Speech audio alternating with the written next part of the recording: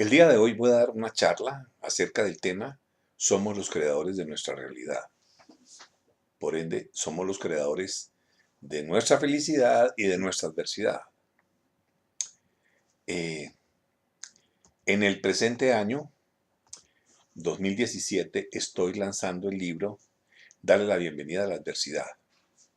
Este libro es un ensayo novelado escrito sobre el marco de unos relatos de vida de unos personajes novelescos con diferentes experiencias de vida, y como autor yo voy haciendo al margen unas notas explicando y profundizando sobre las reflexiones acerca de los temas de adversidad y felicidad.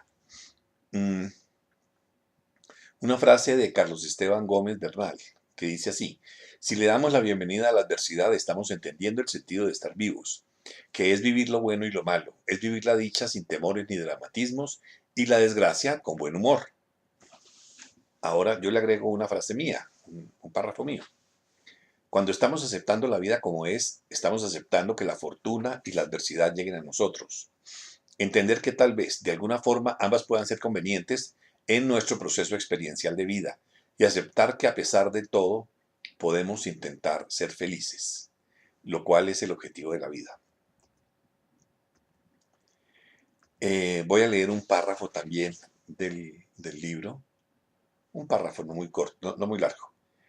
Es una sugerencia desde la conciencia, dice así: entender que las cosas malas solo son experiencias, nunca tragedias.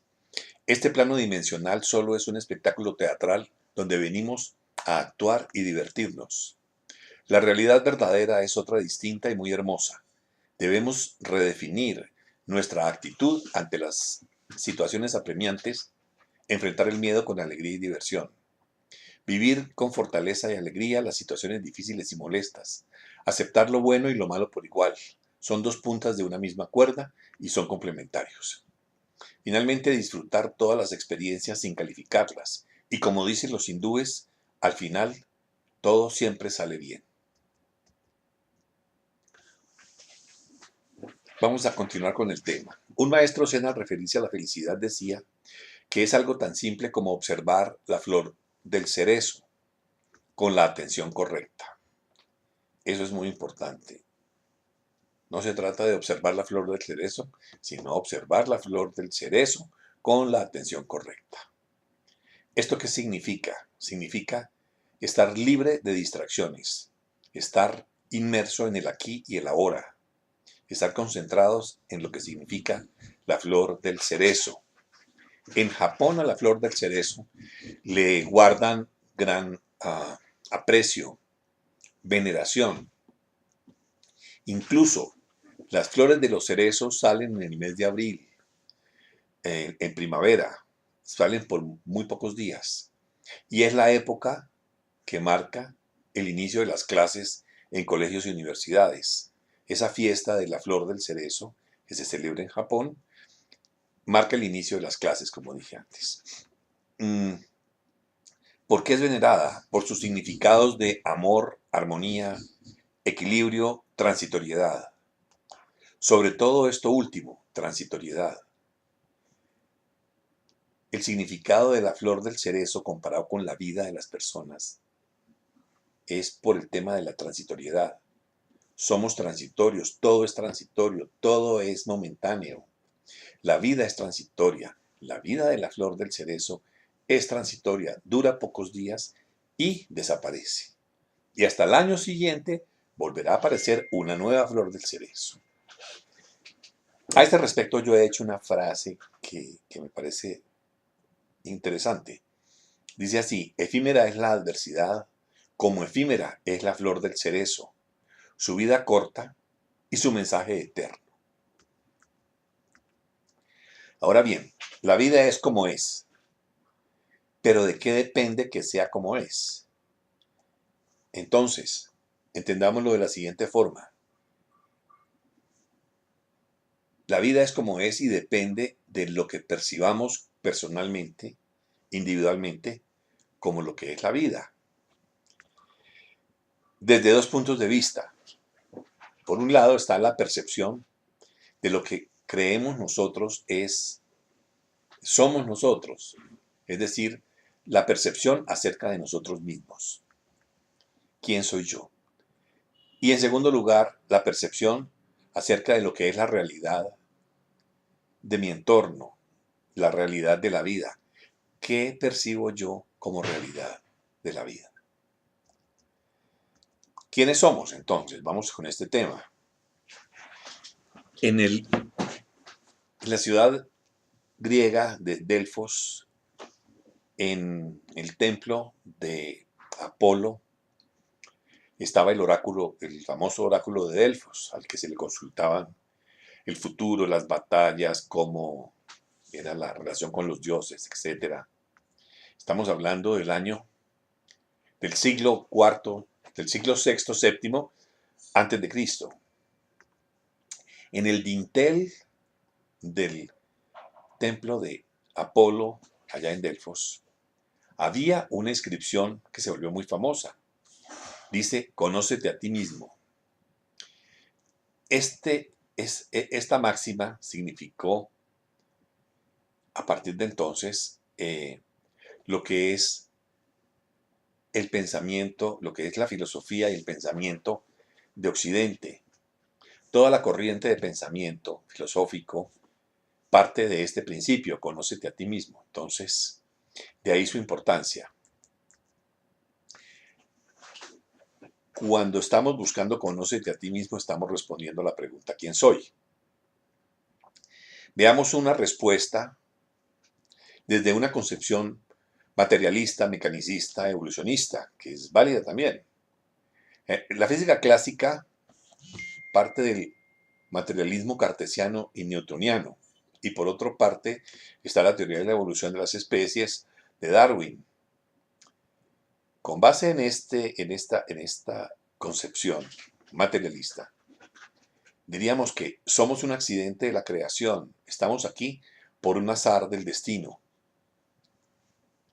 Ahora, nos toca vivir unas circunstancias aleatorias, producto del proceso de evolución de la humanidad,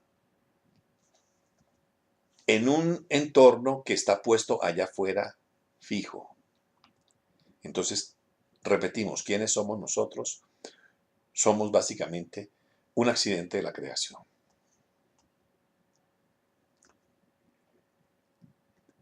Veamos otra concepción, una concepción de tipo metafísico. De acuerdo a esta concepción, nosotros somos un ser de luz, seres de luz en estado de conciencia. Por una parte, somos luz, por otra parte, somos conciencia.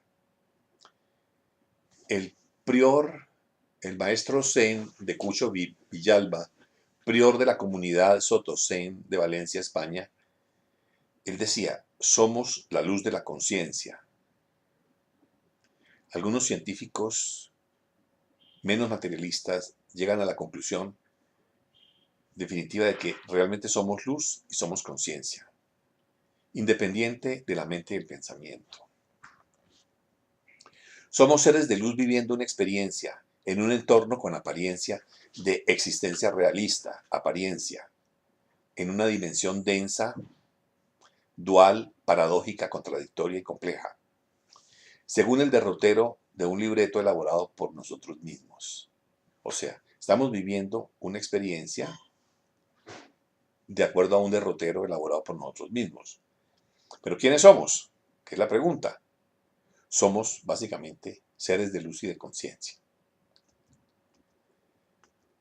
En el prefacio del mencionado libro que estoy lanzando, Darle la bienvenida a la adversidad, comento una anécdota acerca de un sueño que tuve.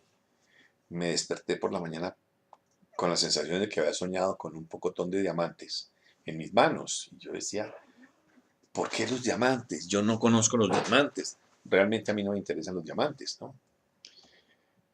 Cavilando un poco, reflexionando al respecto, caí en cuenta de que hay una similitud entre los diamantes y las personas. Entonces, analicemos. Los diamantes en principio son trozos de carbón. De ahí salen los diamantes, son trozos de carbón.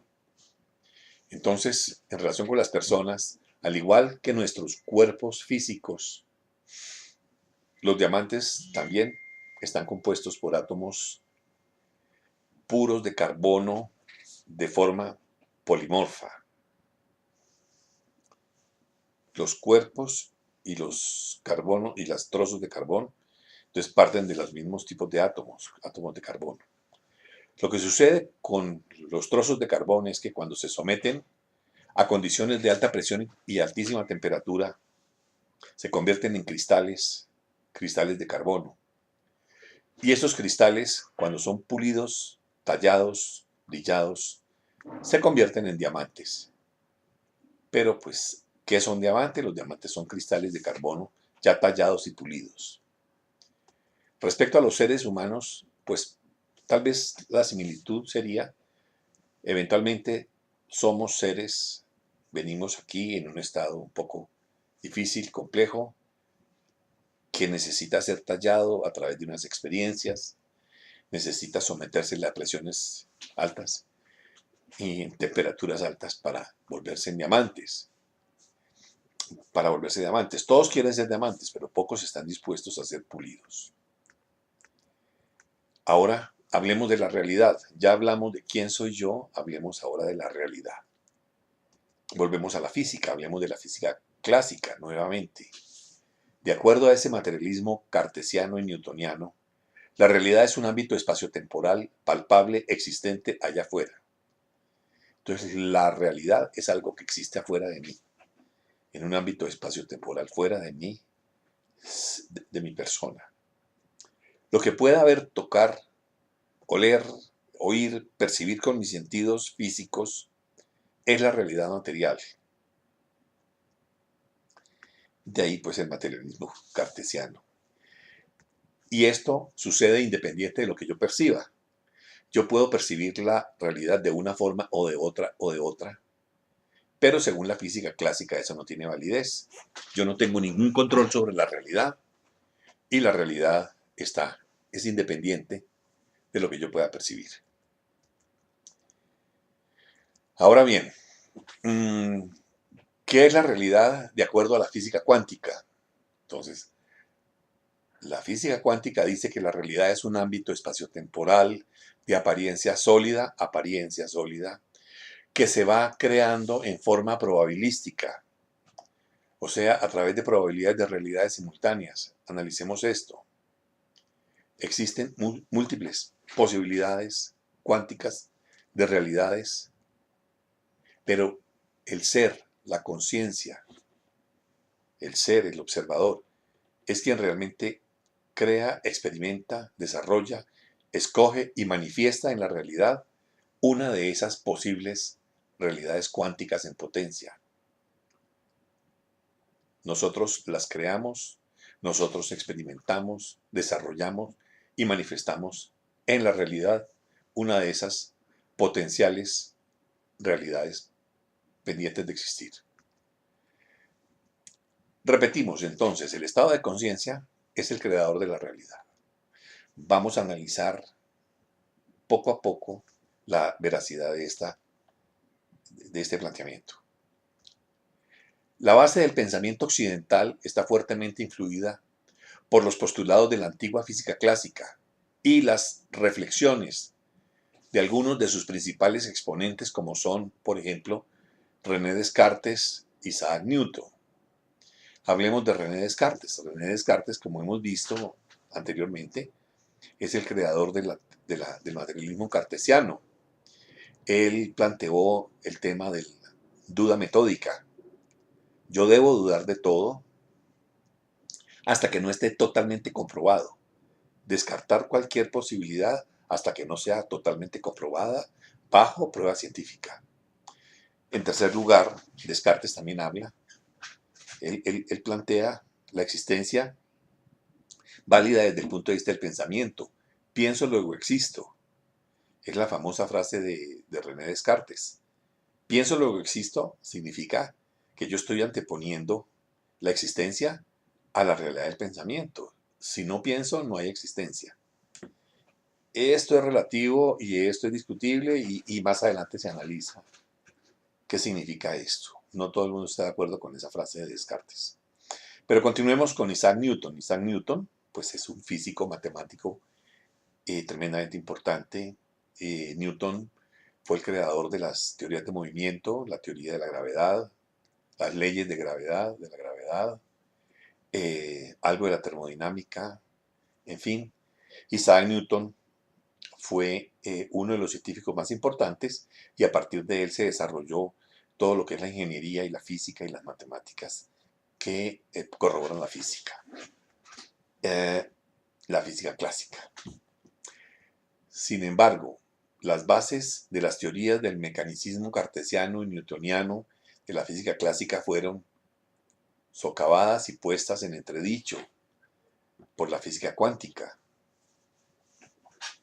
Se diría que la física cuántica pone patas arriba a la física clásica, la cual no puede explicar determinados fenómenos que se le salen de las manos y necesita acudir, o digamos, salió en su auxilio la física cuántica para explicar determinados fenómenos que la física clásica no puede explicar. Vamos a ver entonces lo siguiente. La física clásica se basa en certezas. Es la física de las cosas grandes. Es la física de los planetas, del universo, de las cosas físicas grandes, de lo que palpamos, de lo que construimos. Ahora bien, de otra parte está la física moderna. La física moderna, por el contrario, se basa en probabilidades. A la física moderna, cuando desarrollamos el tema, a la física moderna le pertenece la física de la relatividad, la teoría de la relatividad, la teoría general de la relatividad y la teoría de la relatividad especial, la mecánica cuántica o física cuántica y la física teórica. Cuando hablamos de física teórica hay que hacer una claridad. La física teórica es un tema supremamente serio. La física teórica se basa en una serie de planteamientos matemáticos supremamente serios y firmes para crear una teoría. No es un invento de que puede que es que a mí se me ocurre, que no, no es que se me ocurre. Es que detrás de una teoría existe un acervo matemático supremamente sólido que está corroborando la validez posible de esa teoría. En la medida en que se corrobore en la materialidad, digamos, que realmente se compruebe físicamente que esa teoría funciona, se vuelve entonces una ley. Un físico importante, para terminar con el tema de la física teórica, un físico teórico importantísimo es Stephen Hawking. Y por decir algo, una teoría importantísima también es la teoría de los agujeros negros, ¿no? Justamente de Stephen Hawking. Bueno, hablemos ahora de lo siguiente. La física cuántica o mecánica cuántica estudia, analiza y describe el comportamiento de las partículas subatómicas. Describe la naturaleza fundamental de las escalas pequeñas, de las cosas a escalas pequeñas. Es la física de las posibilidades también. Digamos, la realidad existe como múltiples posibilidades de realidades simultáneas en potencia de existir. Lo que pasa es que una de esas realidades es la que se decanta aquí en nuestra dimensión material. Pero repito, de acuerdo a esto, entonces, la realidad, según la física cuántica, está planteada en el mundo de las probabilidades, como dijimos anteriormente. Dos exponentes, para no hablar de los demás, dos exponentes muy importantes de la física cuántica. Está el físico matemático Max Planck. A él se le considera el padre de la física cuántica. Otro importantísimo, el mayor científico del siglo XX, Albert Einstein, que recibió el premio Nobel también. Hay muchos otros que no vamos a mencionar en este momento por cuestiones de tiempo, me extendería demasiado. Hablemos un momentico de Albert Einstein y su famosa fórmula E igual a mc al cuadrado. Energía es igual a la masa por la velocidad de la luz al cuadrado. ¿Qué significa eso? Que si cogemos una masa, una materia, y la aceleramos a la velocidad de la luz al cuadrado, se convierte en energía. Eso es bien curioso, o sea que en un momento dado la materia es energía. Por una parte son partículas y por otra parte son ondas. Vamos a profundizar un poquito en esto, un poquito solamente. A ver, estamos en el tema de la realidad. Estamos hablando de la realidad y decimos que el componente más importante y supuestamente más sólido de la realidad, diríamos que es la materia. Cuando uno habla de la realidad debe ser algo palpable. Entonces hablamos de la materia. Ahora bien, la materia está compuesta de átomos. Eso nos lo han dicho desde el colegio. Y cuando hablamos de átomos, siempre nos describieron el átomo como un elemento que tiene, una partícula que tiene un núcleo compuesto por protones y electrones, y unos protones y neutrones, perdón. El núcleo está compuesto de protones y neutrones, y unos electrones orbitando alrededor de ese núcleo, girando a alta velocidad. Entonces, eso nos dijeron, el átomo es eso. Sin embargo, la realidad es un poco más compleja, o bastante más compleja. En realidad, el átomo es una nube de energía.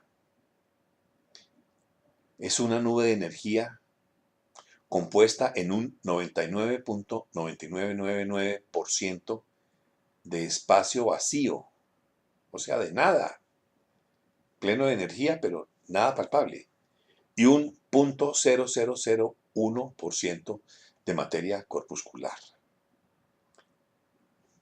Entonces, entendámoslo de la siguiente forma.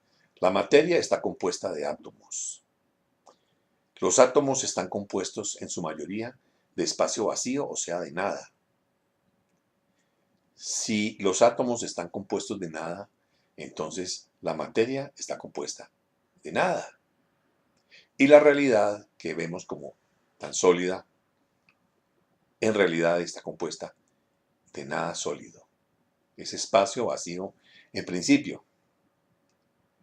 Si alguien recuerda la película La Matrix, eso no deja de tener cierta verdad, esa teoría. Más o menos vivimos en una Matrix. Vivimos, digamos, en un software compuesto de nada, con apariencia de solidez.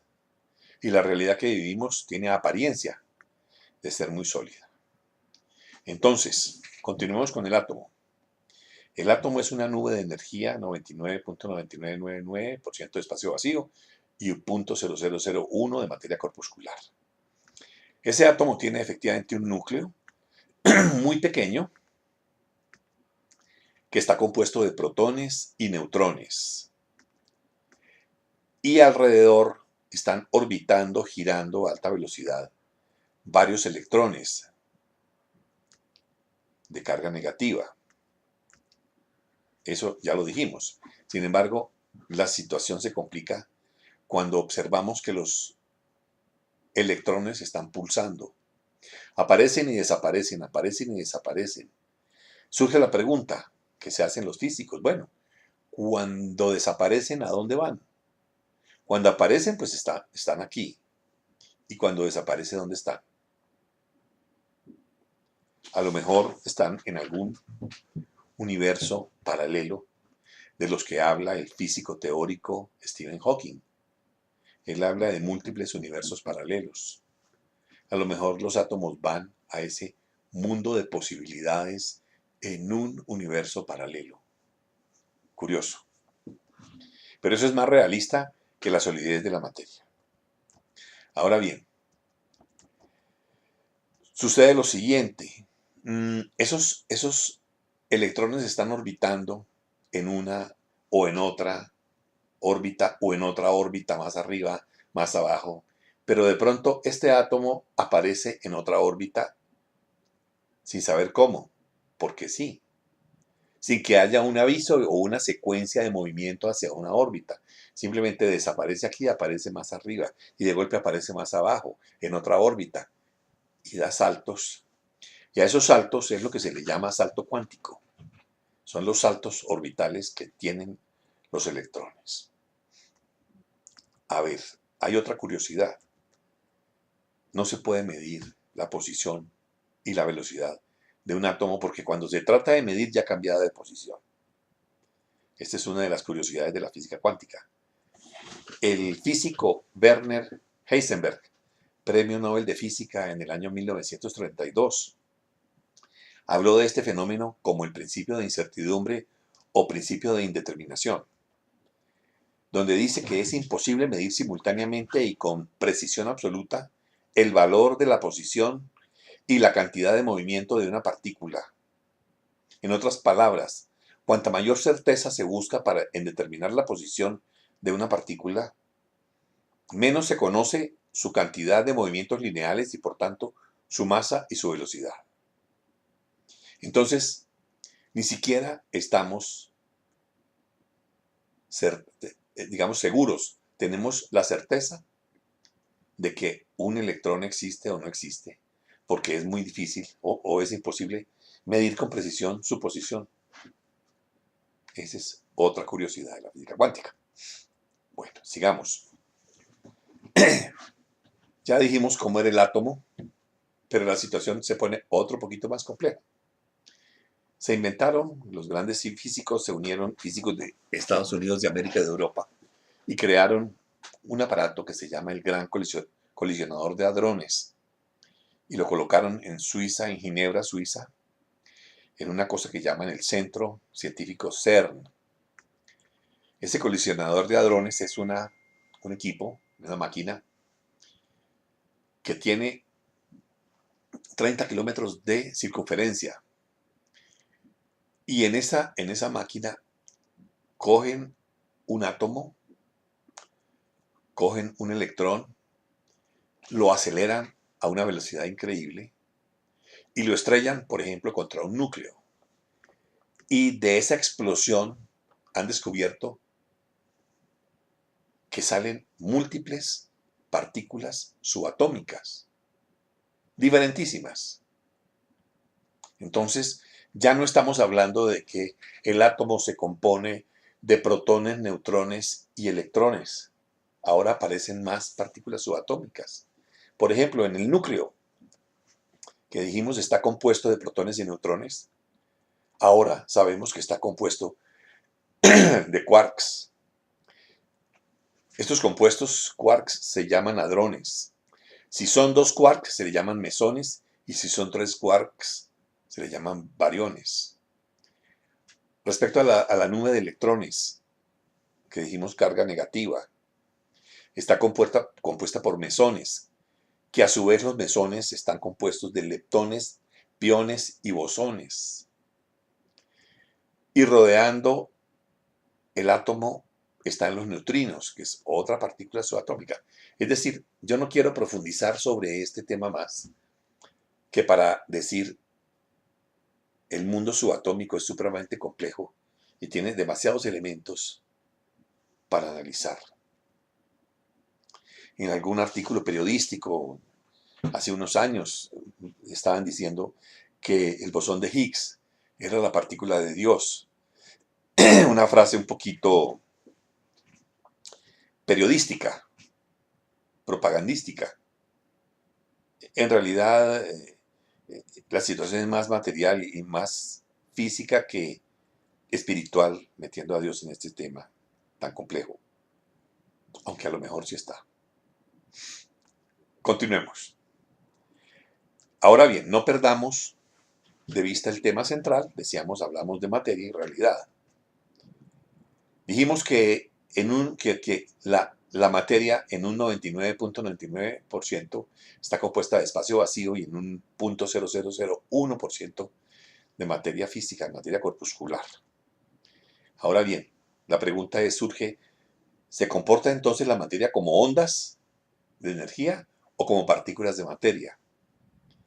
Entonces viene lo que en física se llama la dualidad onda corpúsculo de la materia. Vamos a explicarlo fácilmente, este tema. Con un experimento muy famoso en física cuántica, que es el experimento de la doble rendija de Thomas Young, se habla de la dualidad onda-corpúsculo de la luz. Entonces toman veámoslo de la siguiente forma, toman un disparador de electrones y lo disparan contra una pared, pero en la pared hacen una muesca, hacen una ranura, y al fondo pues hay otra pared. Disparan electrones por esa ranura, algunos no pasan, pegan en la pared, otros pasan.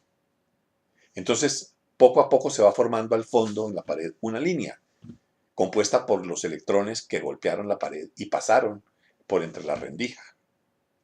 Ahora bien, se coge una segunda pared y se le pone dos rendijas. Entonces, se disparan electrones, pasan por la primera ranura, llegan a la segunda pared con doble ranura, algunos se estrellan contra la pared, otros pasan por la ranura de la derecha, otros pasan por la ranura de la izquierda, y finalmente tenemos en la pared del fondo dos líneas que son básicamente las que está compuesta por las partículas que pasaron por un lado derecho o por el lado izquierdo y se estrellaron contra la pared. Entonces tenemos al fondo dos líneas muy marcadas. Sin embargo, hay una curiosidad. De golpe, esos electrones no se comportan como partículas. Es una curiosidad de la física que se demostró en el experimento de la doble rendija. De golpe, esos electrones se están comportando como ondas. ¿Qué son las ondas? Si cogemos un platón con agua y la dejamos en reposo, la superficie está lisa. Si de pronto la tocamos con el dedo, inmediatamente se forman ondas, ondas que van yéndose hacia el extremo. Esas ondas, pues dejan ver qué significa ondas. Cuando estamos hablando de los electrones, decimos entonces que en un momento dado se comienzan a comportar como ondas. Ahora bien, al pasar por la pared con dos rendijas, entonces al otro lado pasan las ondas del lado derecho, pero pasan las ondas del lado izquierdo y se entrecruzan unas con otras. Y es lo que se llama un patrón de interferencia. Entonces ya no hay dos ranuras, como dijimos, dos líneas pintadas en la pared del fondo, sino que hay varias líneas, muchas líneas, ¿ya? Creando un patrón de interferencia. Esas líneas están conformadas por las ondas que pasan por un lado derecho, las ondas que pasan por el lado izquierdo y el momento en que se interfieren unas con otras, que entonces crea espacios vacíos. Entonces vamos a ver en la pared un patrón de ondas de interferencia que se puede ver como diferentes líneas con espacios en blanco, espacios oscuros, en blancos espacios oscuros. Pero eso no es lo curioso es lo siguiente. ¿Por qué a veces se comporta como ondas y a veces se comporta como partículas? Entonces se dieron cuenta de que cuando había un observador presente, un observador cuántico, una máquina observadora que está grabando el experimento, entonces las partículas se comportan como partículas. Pero si quitan el observador, se comportan como ondas. Entonces esto es lo que se llama la dualidad onda-partícula de la luz, que significa que ante la presencia de un observador cuántico, de una conciencia observadora,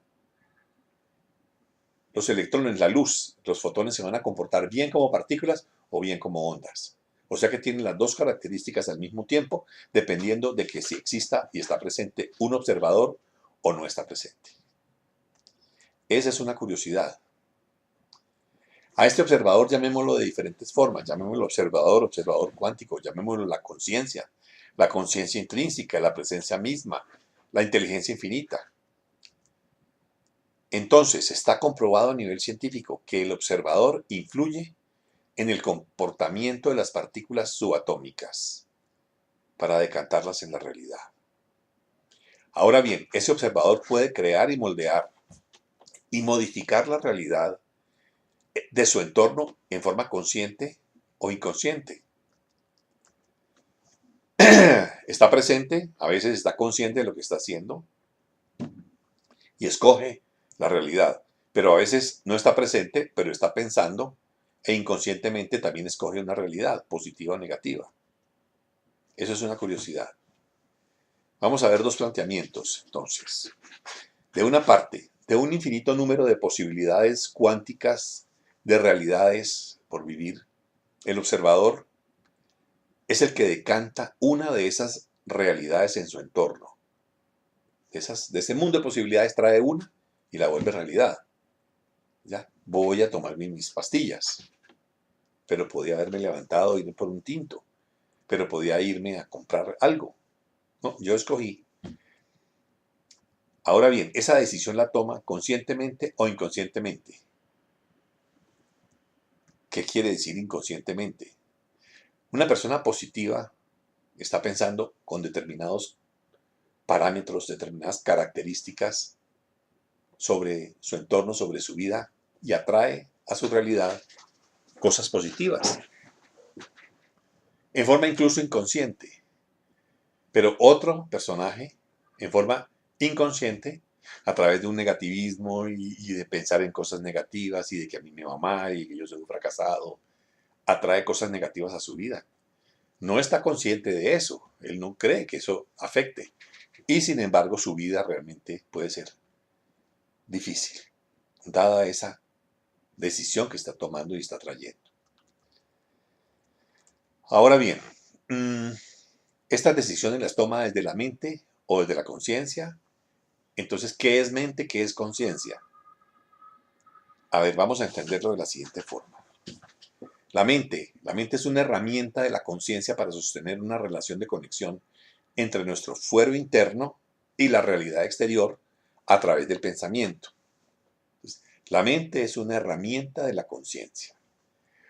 Lo que sucede con la mente, y es delicado, es que normalmente está trabajando en automático y prácticamente domina nuestro campo visual, nuestro campo de conciencia. Está trabajando, pensando en un permanente diálogo interior, pero la mente realmente es una herramienta y así debería tomarse y tratarla como herramienta. Ahora bien, ¿qué es la conciencia? Ese es otro mundo. La conciencia es un ámbito propio del ser. Es la esencia de uno como ser.